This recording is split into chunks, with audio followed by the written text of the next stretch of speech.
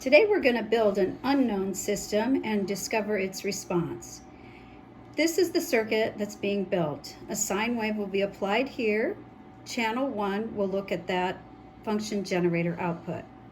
This will go through a 15 nanofarad capacitor and then a 9.9K resistor, another 9.9K resistor here, and then the voltage across this 500 picofarad capacitor will be on channel 2.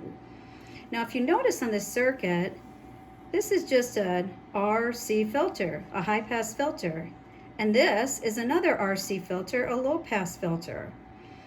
Knowing that, we could calculate the corner frequencies for this high pass filter. Should have one corner frequency based on this capacitor and this resistor of 1.05 kilohertz. Also, this is another filter. This one is a low pass filter, and its corner frequency is calculated in the same way, 1 divided by 2 pi RC. Its corner frequency should be around 30 kilohertz, and the lower corner frequency should be around 1 kilohertz. We call this kind of circuit a bandpass filter because it only lets the signal pass between 1 kilohertz and about 30 kilohertz. Those are our corner frequencies where the gain drops down to 3 dB below the maximum. We're going to look at our corner frequencies using the oscilloscope, and we'll look at where the output voltage is about 7/10 of our input voltage. Now we're using a 2-volt sine wave as our input voltage, so we're going to look for where the voltage drops to about 1.4 volts, and those should be our corner frequencies. This is the circuit over here. I measured the values of each of these resistors. I also had to use a couple capacitors in series to get the right value. And then here's our other capacitor over here.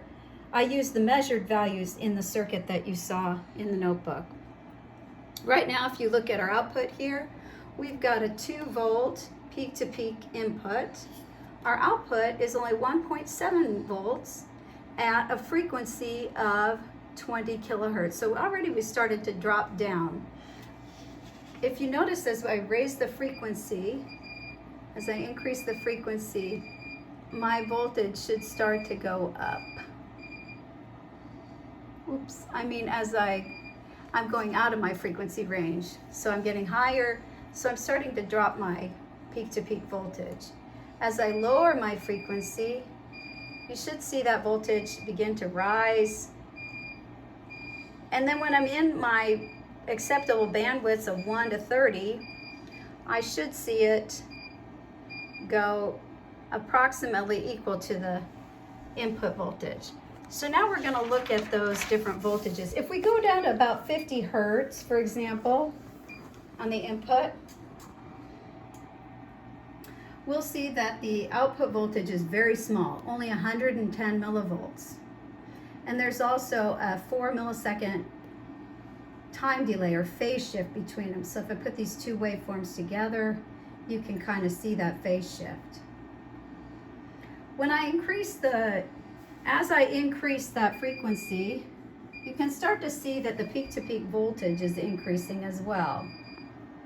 It's still pretty attenuated though, even at this 100 hertz.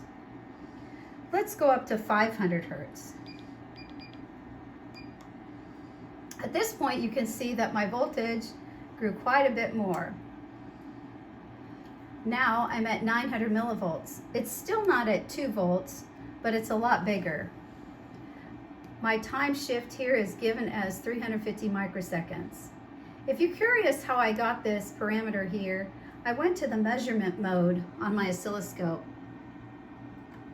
If I add a measurement, I have this option here called time frequency, and it gives me all different kinds of, the delay. It compares the first waveform to the second waveform. So that's what we're looking at here as far as our time shift. That's what this number is right here.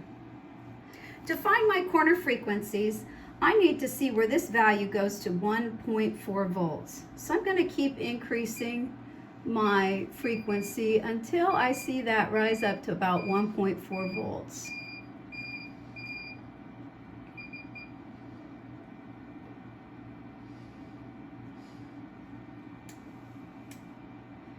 And here I'm about 1.44, and the frequency is about 900 hertz, or about a kilohertz, which should be my corner frequency for my calculations. Now, as I increase, as I increase my frequency, I should get higher until I go all the way to 30 kilohertz. Let's try 20 kilohertz. Here I'm at 20 kilohertz, and you can see that my peak voltage is 1.76. My input voltage is 2 volts. My phase difference is minus 46 microseconds.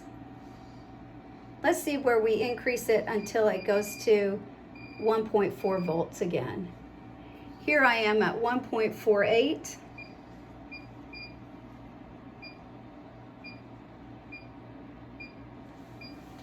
Here I am at 1.4 volts, and this corner frequency is about 38 kilohertz. So my calculations are about 30. This shows me I have a corner frequency of about 38 kilohertz. What happens when I bring it back into the mid-range, but add a square wave instead of a sine wave? So let's take us back to maybe 15 kilohertz. That should be in the middle. Okay, where I should have pretty much the output tracking the input. Pretty close. Now what happens when I add a waveform that's a square wave? Why does this not follow the square wave since I'm within my bandwidth? That's a question for you to figure out.